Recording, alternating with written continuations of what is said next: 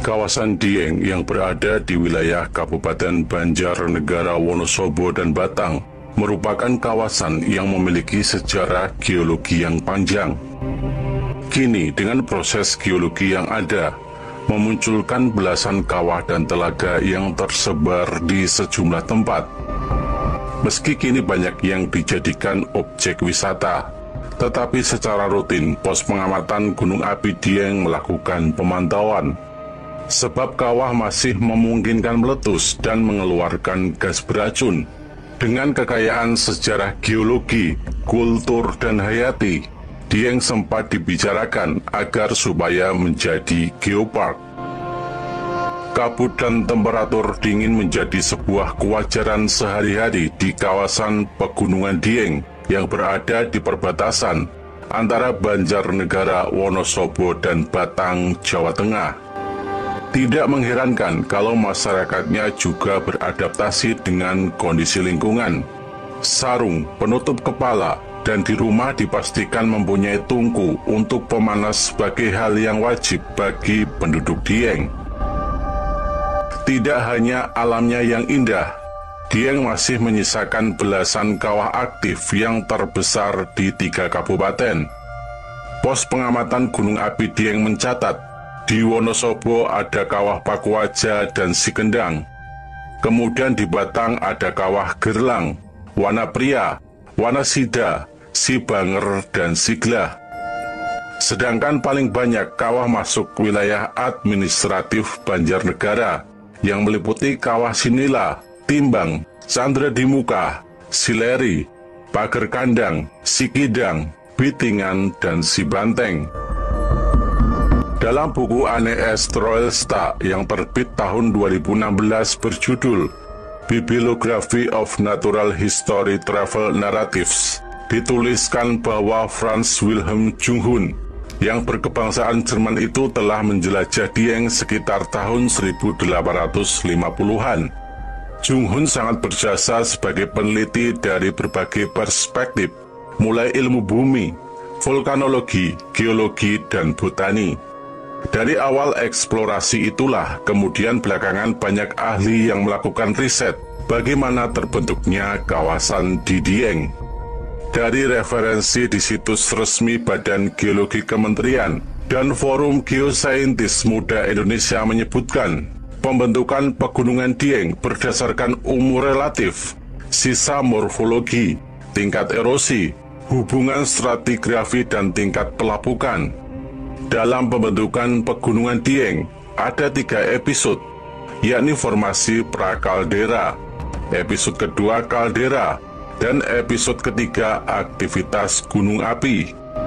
Pada episode formasi prakaldera, produksi piroklastik Rogo Jembangan menutupi daerah utara dan selatan kompleks, kemungkinan terbentuk pada kuarter bawah.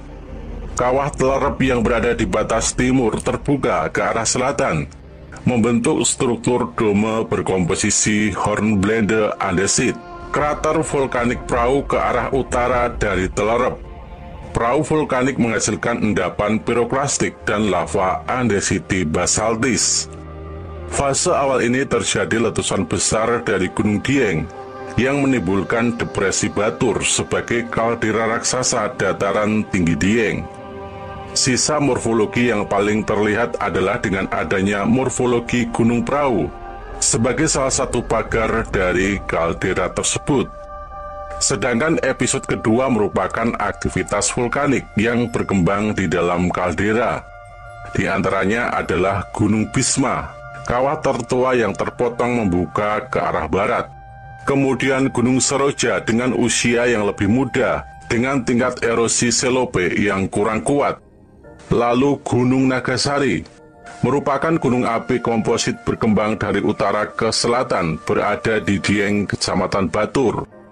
Selanjutnya adalah Gunung Pelangonan dan Merdada, memiliki kawah ke arah timur, masih memperlihatkan morfologi muda. Ada juga Gunung Pager Kandang yang memiliki kawah pada bagian utara. Gunung Sileri merupakan kawah freatik.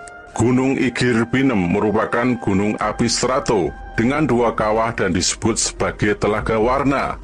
serta kawasan Gunung Gringo Petarangan yang berada di daerah Depresi Batur.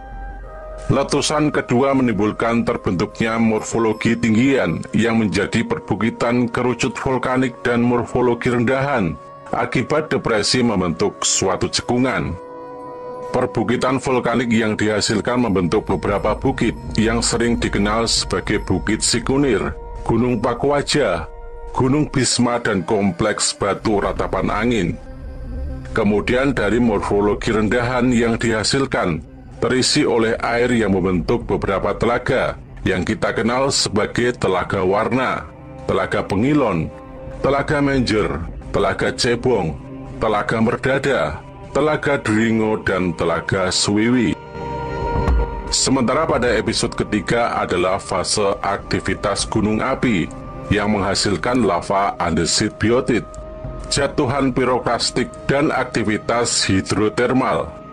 Ada 9 titik erupsi di kaldera Dieng yang menghasilkan lava dome dan lava flow biotit andesit, seperti di Sikidang dan Legetang, Pakuwaja, Sikunang, Domo Prambanan, dan lainnya. Para ahli vulkanologi juga mencatat bahwa dataran tinggi Dieng terjadi sejak 3,6 juta tahun yang lalu, sampai sekitar 2.500 tahun silam.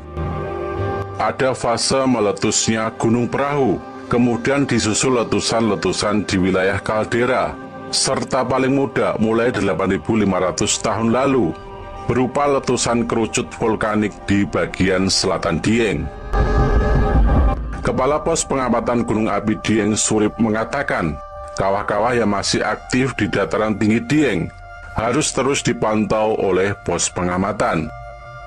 Meski ada sejumlah kawah yang dibuka untuk destinasi wisata, tetapi pos pengamatan harus terus melakukan pemantauan, karena kawah tersebut masih tetap aktif. Bahkan kadang ada letusan meski sifatnya freatik. Kejadian terakhir adalah letusan Kawah Sileri pada April tahun 2018 lalu. Letusan itu kecil, hanya menjangkau sekitar 100-200 meter sekitar kawah.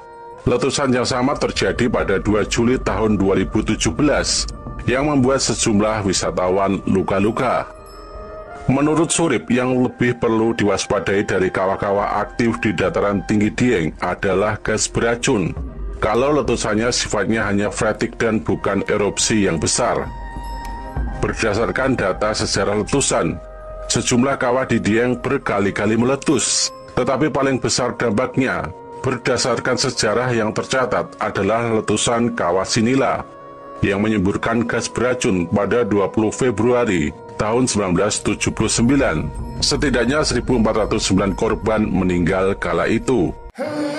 Selain itu, gempa bumi dan letusan yang terjadi di Kawah Sileri pada tahun 1944 menyebabkan 59 orang meninggal, 38 luka-luka, dan 55 orang hilang. Korban jiwa juga tercatat ketika terjadi letusan di Kawah Batur pada tahun 1939 dengan korban jiwa 5 orang. Data dari Pusat Vulkanologi dan Mitigasi Bencana Geologi mencatat sejarah letusan sejak tahun 1450 di Pakuwaja. Selain Pakuwaja, Sinila, Batur, dan Sileri, ada beberapa kawah lain yang pernah meletus, yakni Sikidang, Siglagak, Candra di Muka atau Telaga Dringo, Kawah Dieng Kulon, dan Kawah Sibanteng.